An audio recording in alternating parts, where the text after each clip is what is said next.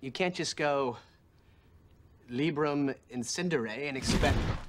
Oh my gosh, I guess you can. Welcome back, Super Friends and Super Family. I am Thor, your friendly neighborhood god of thunder. Today I'm reacting to Buffy the Vampire Slayer Season 4, Episode 17. So, a lot has been going down, obviously, in the Buffyverse. I mean, the last episode that I watched was actually a one-off episode of Angel about kind of the underground gladiator fights that go on in the demon world. Just another example of how demons are so persecuted and belittled and just mistreated in general. Like, Angel, the more that I see of the demon world in the show Angel, the more I realize that Angel, he's not an outlier in the sense that he's cursed to a life of perpetual suffering. I mean, I do think he is a bit of an extreme example. I mean, he's literally gone to hell and suffered there and come back. But for any demons, it's a harsh existence. The world is not kind. The world looks at you differently, and especially in the city of Los Angeles, if you're a demon, it's like, move. I feel like you'd be better off as a demon in Sunnydale. Maybe not a vampire, because Buffy is out there staking everybody. But as just a regular old demon, get away from LA. Move to Texas, something. But in Sunnydale, and with Buffy and her friends, obviously the big thing that I'm still kind of happy about and processing is Faith being in the show, and she was such a great presence that adds so much excitement, at least for me. So I'm sad to kind of see her go, like I've talked about, but now I guess that Faith is out of the equation. Maybe they want to make the identity of this season a little bit more distinct from season 3. Maybe that's the reasoning behind writing her character seemingly out of the show. Maybe she'll come back and I'll be super excited. I don't know. But I think that we're going to kind of focus up on Adam. And the last that we saw of him, he kind of took control of the vampire horde. You know, vampires are just one of those organizations that really is in need of a strong, evil, dominant character. And Adam fit the bill. I don't know if he's going to get any makeup upgrades towards the end of this season. I hope so. I think that if he contemplated his life meaning, part of that meditation experience would be to just get better prosthetics, maybe. Sorry, but we'll see. We'll see. I mean, Adam, he seems to be very powerful physically, and it'll be interesting, like, how the Scoobies try to tackle him as a threat. And I also am curious, like, what his take over Sunnydale, take over the world, overarching plan is going to be. But we'll see what happens. And I will say, I'm not sure if I talked about this in the last. I was so preoccupied with my excitement about Faith, I feel like most of my discussion was just on her. But just briefly before I move forward, I am so happy with Tara. I still have a question mark around that one event when Willow was trying to cast a spell and Tara kind of sabotaged that secretly, but I'm really going to give her the benefit of the doubt at this point. Like, she has just seemed so sweet, so kind to Willow, and I also just love how she was able to pick up on Buffy's, when Faith is in Buffy's body, she was the one who realized that body swap had occurred. Like, it's just such an intelligent and cool thing for her character to do. But yeah, excited to check out this episode, see where everything goes. As always, a full reaction is up on Patreon, along with future episodes of Buffy and Angel, if you want to check those out and support what I do. For now, let's get into today's reaction. Buffy the Vampire Slayer, Season 4, Episode 17.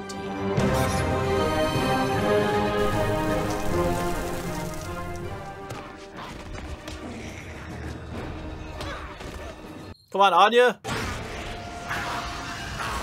Where's the other one? Scampered like a big bumpy bunny. In there. Weren't you guys supposed to stop him? Oh.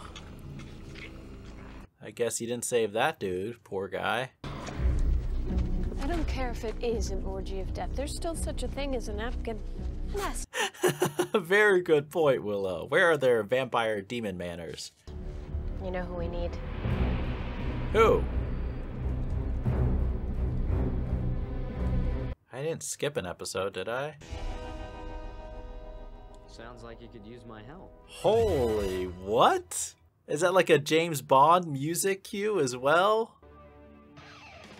I mean, someone's done well for themselves after high school. Holy. Is he in the intro now too?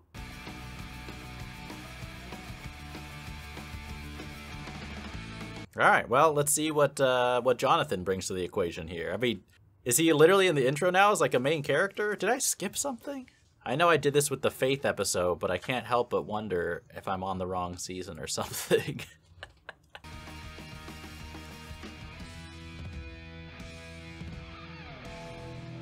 Okay, I feel like this is for a special episode because he's taken over as the final image of the opening. Quick draw is about more than speed. It's also about pointing a stake the right way. Vampires, a Western vampire edition over here. We could stake out the entrance, you know, maybe use a decoy, lure him out. Or I bet... He's like the leader of the gang. I love it. He's that boss. You go in first. Let him get a look at his slayer. Xander and... the Nimzowitch defense. Let's see if I remember. Oh my gosh, is there anything he's not amazing at? What seminar did you go to after high school, bro? You're like, how far you have come.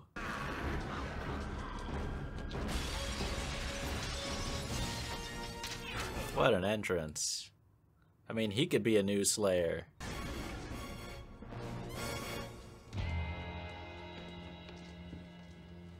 Part of me is wondering if this is going to turn out to all be like a part of his fantasy or something. But I let one get by me. Hey, don't worry.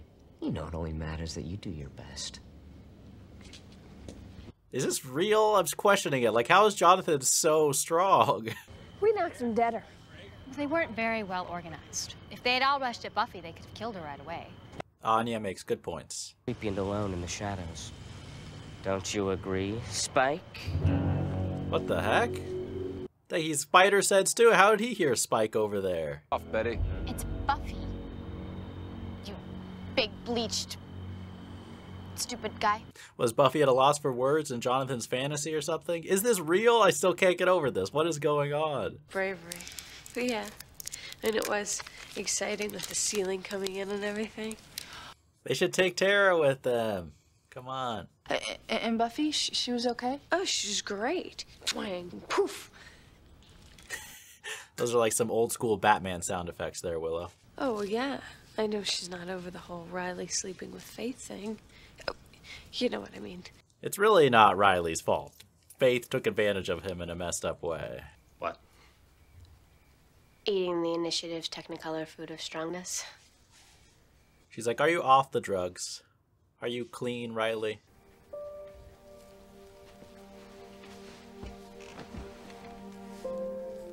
How does Jonathan have a poster? I feel... Is it just for humor? Am I taking this too seriously? Figure staking and speed staking. Sorry. Buffy, I think, is uncomfortable with Riley since the Faith incident. Which is really too bad. Like, I understand it, but it's too bad that Riley's suffering those consequences. I don't think this is about you being angry with Faith. I think you're angry with Riley. Hi. But why would she be mad at Riley? Look how famous he is. This is incredible. He's like Brad Pitt or something over here. Thank you. And then at the one moment when it matters the most, he looks into your eyes, and he doesn't even see that it's not you looking back at him. Oh, you can't blame him. That's so unfair. Buffy, if there's any part of you that's blaming Riley for what happened, it seems like there's a part of you that needs to forgive him. But look at that. I feel like he is spot on in his assessment. He's like a therapist, too. So what do you think, Buffy? I mean, if I'm wrong, smack me. Karen with a K will lend you a book, and it's pretty heavy. He does. It's not going to be easy, Buffy, but you guys are very special together. That's worth a little hard work. Well said. Well said. Dude, he's like the perfect guy. How do I make it okay again? If you really want it, you can make anything happen. Oh my gosh. Oh my gosh. He has shoes. He has cereal. He has books. What does he not have? He's like the entrepreneur of the world. Is there like a phone, a Jonathan Apple phone? Mr. Levinson. Thank you, Colonel. What? He's everywhere. He's everywhere. How does he have enough time? He's more ambitious than Kevin Hart. Are you like never home? Stalker alert. Oh. Well, that's a warning against stalking, I guess. Jeez. Holy. Imagine she was a TMZ reporter. I don't know, Jonathan. I mean, I don't know if she'll really ever forget it. She won't forget it, but it has nothing to do with you. It's just all Faith. Does she think that, that I'd be comparing? She knows she's the one I mean, Faith was in a very emotional state that night, I don't think. She has to know. People can't always see what's right in front of them. Oh my gosh. This Jonathan is just... I mean, Jonathan was always a good character, but this is next level. Oh gosh. Look how happy they are. Come on. Perfect couple alert. Not. Last night, with me, you said Jonathan. Oh my gosh. Wow, he's everywhere. Every woman's fantasy. Quite the couple, aren't they? I get into a fist fight, I got a 50 on Anya. I wonder if they'll make it. That's a good question, actually. Long term, will Anya and Xander make it? I kind of hope so, because as long as Anya sticks around one way or another. When I hear that serenade, better be careful, Riley. Jonathan's going to steal your girl. That would be quite the couple. Oh my gosh. Buffy like gets a little stool, picks him up.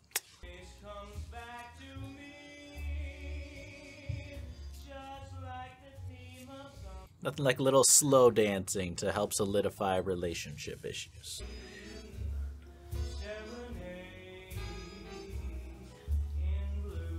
I mean, if Oz was here, he would have forgotten all about Veruca and been like entranced by Jonathan.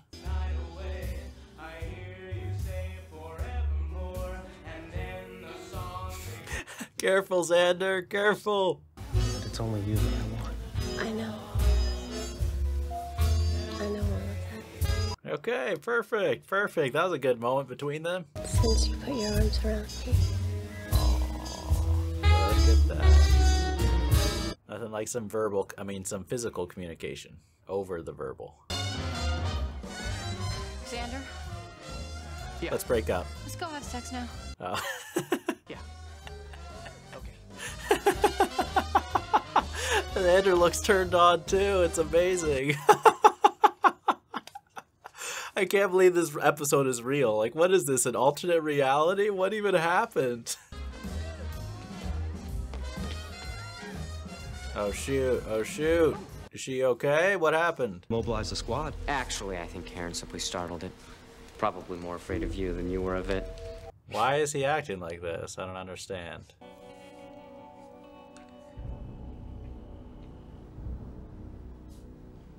Jeez, that's a gruesome sight. Holy.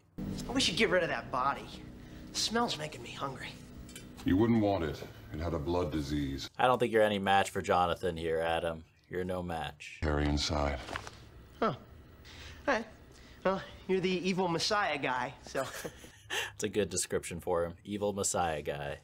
Jonathan. Jonathan. Tell me, who is he?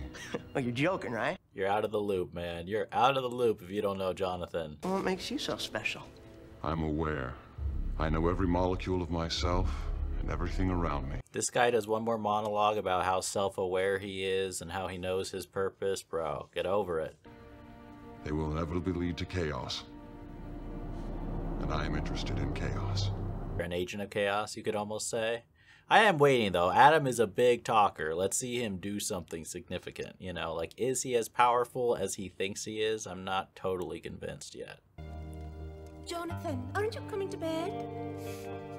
He really is living the James Bond life. Look at this. If only the kids in high school could see him now. Oh, something is up. No one was there but us.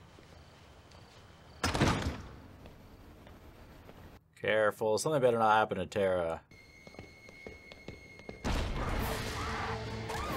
Run, run, run, run, run! Oh!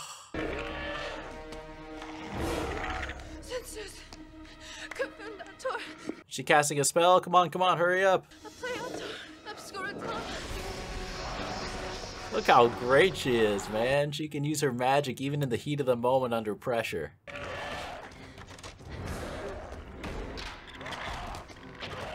Alright, teleportation spell. Are you that strong? I don't know. It's something on its head. Like a Greek letter.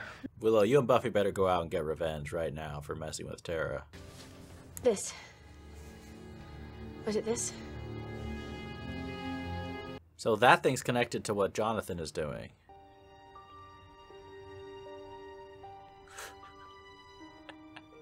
How many posters can you have, bro? How many? It's better than Spider-Man 3. Oh. Sure. Come on in. Make yourself at home. Really? Really? She's not gonna protect her boyfriend's privacy? Come on, Anya.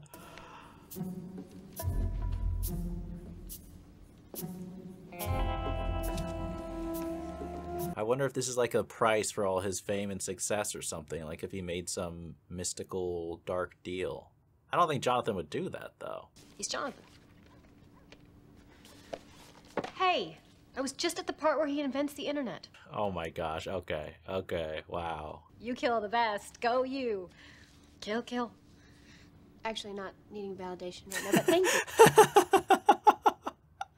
Her validation is so like, oh, I don't even know the word to describe it, but I want Anya to like give a motivational speech to me when I'm feeling down. The whole world to be different, right? And that's possible? Sure. Alternate realities. That's gotta be really difficult to do, though. Like, that's not a small spell, it's a big spell. Just have my book back. You'll be on your way someplace else. Here. I'm trying to think who would do this spell, though, because I don't think Jonathan would make that big of a mistake. He never left town. And how did he graduate from med school? He's only 18 years old. Effective time management? Maybe anyone else thought that Jonathan was kind of too perfect? How dare you, Buffy? How dare you? That's blasphemy. Oh, okay. Say you really like shrimp a lot. Or we could say you don't like shrimp at all.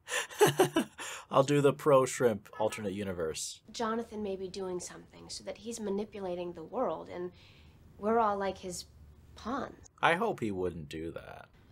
Stop with the shrimp. I am trying to do something here. She couldn't resist.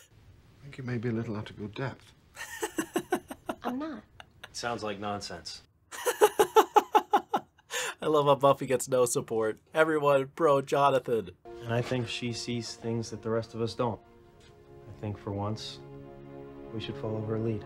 Oh, okay. Never mind. I mean, that's sweet, though. Giles, do you have Jonathan's swimsuit calendar? No? Yes, you do. Yes. I like how I tried to hide it at first, though. No. No. Well, no. Are they all shirtless photos? That's fantastic. Oh my gosh. Jonathan. Hi. Buffy was just saying how you had a monster cut up Willow's friend. Oh my gosh. Anya, too honest. Sorry. I just don't understand. Then I'll explain.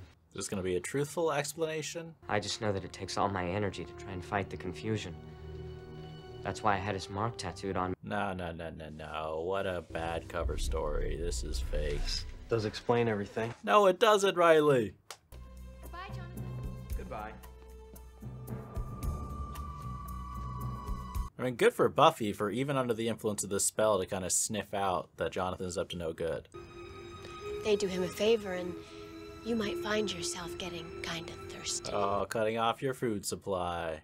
That's what you get for trying to flirt with Buffy. That was a weird moment earlier, right? Turn your enemies inside out? Or learn to excrete gold coins? That was not so much fun. Anya's like, I know. You can't just go Librum Incendere and expect... Oh my gosh, I guess you can. It's part of an augmentation spell. Jonathan did an augmentation spell. Did he do it, or did someone else do it to him, perhaps? Everyone's ideal. But there's a drawback. A drawback? That happens a lot. Yes, yes, there's always something. It seems that the well-being of this creature is linked to Jonathan. It dies, the spell is broken, Jonathan reverts to... So Jonathan's gonna do everything he can to keep this creature alive. Jonathan isn't going to want Buffy to get very far. Exactly. But if they're so enamored with Jonathan still, will they even assist Buffy under the circumstances? Be dead for a while. Yeah. Don't want that to happen. Dang, I can't believe Jonathan turned out to be such a villain. I'm still holding out that maybe he's under the influence of a spell or something himself. Come on. We've got a monster. Right on cue, or a little bit early, actually. Buffy was right. Buffy was right. Doesn't sound very likely, does it?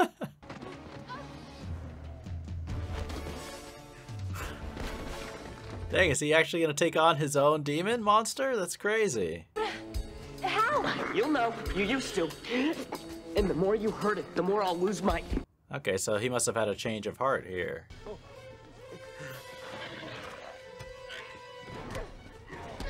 There you go. It's like riding a bike. Your Slayer skills will come back to you.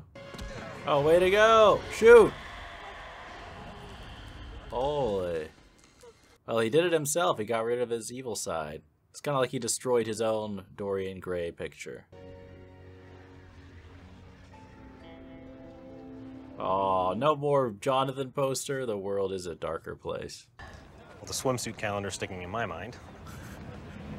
Not in a good way. I liked his clothes. He had really cool clothes. He did have pretty cool clothes. Got the house and everything. And who really did star in The Matrix? Wait, that wasn't real either? He got to star in The Matrix. Oh, Keanu Reeves, goodbye. He glossed right over the monster. Well, anyway, I just... Okay, so he didn't realize how bad the consequences would be. I think it's kind of the same thing you just said to me. Yeah, that's a good point. Don't forget his Dr. Phil wisdom. I think that's what I said. Oh, he seems so sad. I mean, it was a pretty garbage thing to do, Jonathan, but I feel for him.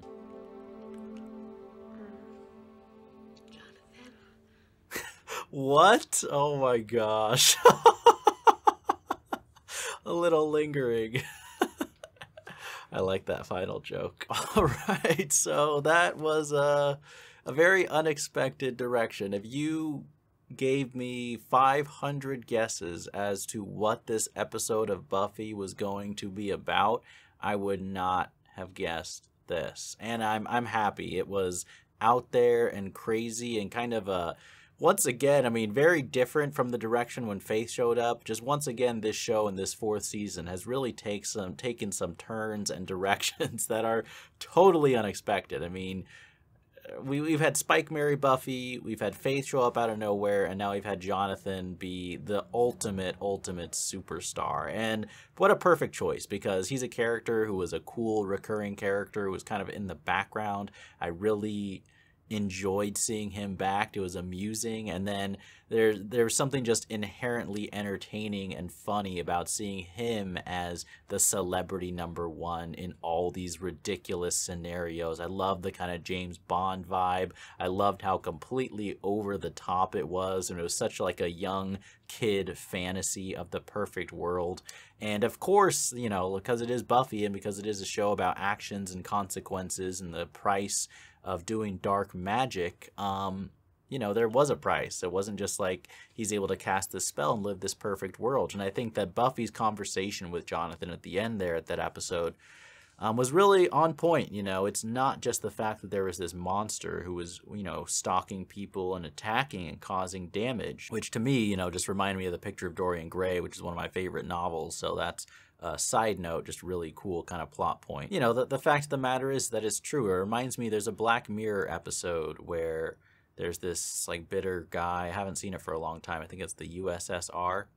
Slight spoilers for it for anyone who's seen it, but essentially someone has these fantasies that they live out, but at the price of other people who have to suffer and play as pawns. And this episode of Buffy wasn't quite as dark as that person's fantasies were, at least to my memory.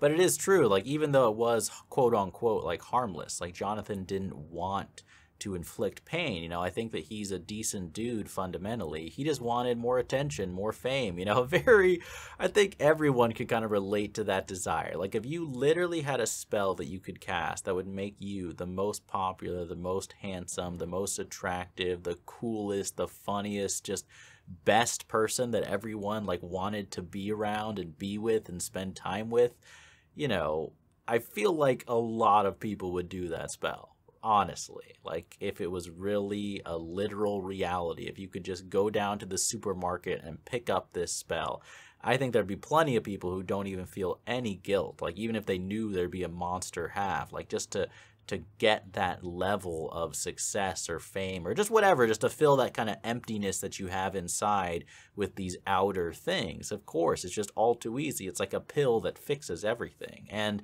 to do it in a character, you know, like Jonathan, who obviously, as we've seen his character before, you know, is overlooked and struggles and, you know, looks at a character like Buffy. It's like, yeah, of course, you're the hero, you're the popular girl, you're the main character. And not just literally in the show, but I mean, kind of as a personality, you would look at Buffy and be like, oh, you have friends, you have a boyfriend, you have a perfect kind of life. You look at someone like Jonathan, he feels so much more like an outsider, like a shadow, like someone who's not appreciated or valued. And it was a bit sad for me that, you know, because I was so happy in season 3 with some of Jonathan's growth, you know, how he, you know, was truly heroic in a certain sense and made some great decisions towards the end of season 3. I thought he kind of turned into a badass side character. But he's kind of he made a pretty big mistake in this one, obviously, by making that deal, doing that spell. And like I said, I think it's a very understandable thing. It would be very difficult. You know, it really takes some virtue to resist, I think, something that easy where you could just, you know, go full Elvis Presley on steroids overnight, especially when, you know, I'm sure he was kind of justifying it to himself, like, oh, I'm not harming people, literally, which is, you know, kind of like the excuse he made to Buffy at the end. And then, you know, you do have to give credit to him as well for the end, where he must have realized all along that it's wrong, and it must have been bothering him, eating away at his conscience, even if he didn't have the strength to kind of do it on his own. With a little nudge and prodding from Buffy, he did ultimately take out the monster himself and thereby revert back to normal life, where obviously things are difficult and it's a struggle day to day. And just overall, like kind of as a moral lesson, I think that it's fundamentally very true and just a cool theme for Buffy to focus on. Just the idea of if you could fix your life and your problems overnight with just some simple pill. It's like that doesn't exist in life. And I think a lot of times people want that and people look towards that. But pretty much anything of value, at least in my experience, like Buffy was saying, it takes work. It takes time. It's complicated. There's no easy fix where you can just overnight, you know, even if you win the lottery, that's not a fundamental issue. You know, something like your character or the relationships or your happiness in life, those types of things take work. There's no real shortcut. And if there is a shortcut, there's going to be a serious price to pay. You know, I mean, the only analogy I can think of offhand is like a shortcut to sensational pleasure like drugs, which obviously most of us know how serious those side effects can be. I was concerned for a second with Tara. Tara is, I don't know why I feel so protective of her, but she just has this level of innocence. And I'm becoming more and more fond of her character. So don't anybody hurt Tara. You better not. Like, you know, that's just don't. You know, we got to see some of the aftermath of Riley and Faith and Buffy. And it feels very real to me once again, you know, and I actually think it was pretty funny that Jonathan had these great words of wisdom, you know, kind of breaking through and understanding that while Buffy wasn't consciously blaming Riley, there was maybe some subconscious things and some insecurities about that event. And I think that's only normal. Like, can you imagine, you know, your partner accidentally has sex with someone else? You know, like, that's a weird thing. That's a big moment. And, you know, I do think that's not something that should be overlooked as far as some of the cruelty that Faith did. You know, some of her villainous behavior, you know. It was a moment, a really cool character moment for her. Obviously, like, realizing and experiencing what it could be like to be around someone who loves you and to feel that in a physical way. But I mean, it's a huge violation to do that to someone else unwillingly, okay? That's not a small thing. And not only what she did to Riley, but also to Buffy. Like, there's there's some damage done, you know, and you obviously just see the long-lasting damage to the innocent, in this case, Riley and Buffy. We didn't deal too much with Adam. We got to see him, you know, doing what Adam does best, which is he likes to sit in the shadows and talk down to other lower demons and talk trash and talk about how much self-growth he has. And I'm like, okay, quit bragging about your meditation hours that you've clocked here, Adam, and kill somebody. And I guess he has off screen. I don't know. I miss some of the charisma that villains like the Master and the Mayor had. I've yet to feel that from Adam. And I also am like, okay, like you keep sitting back and lounging and talking to these villains. Do something, bro. Do something. Get something done. Take over the world. Attack Buffy. Do something. Sorry, I just feel like talking trash to Adam. I don't mean to rag on him or write off his character. I'm just kind of messing around. But I do hope, you know, on a more serious note, that he becomes kind of an existential threat to the Scoobies, or at least just some type of antagonist. Like, he's been built up as such a big thing, you know. It's like I'm looking forward to see him take a more active role as a villain as opposed to where he is now. But that was a crazy episode. Very, very original, very, very fun, very amusing. I wonder if I took longer than other people to realize that we were in an alternate reality. You know, I guess the debate going on in my head was, is this just over the top for comedic purposes, or is there going to be an in-world explanation? And honestly, I would have been fine with either. I do like that there was an in-world explanation, just because at a certain point it got to be so much. But that was a lot of fun. A lot of fun.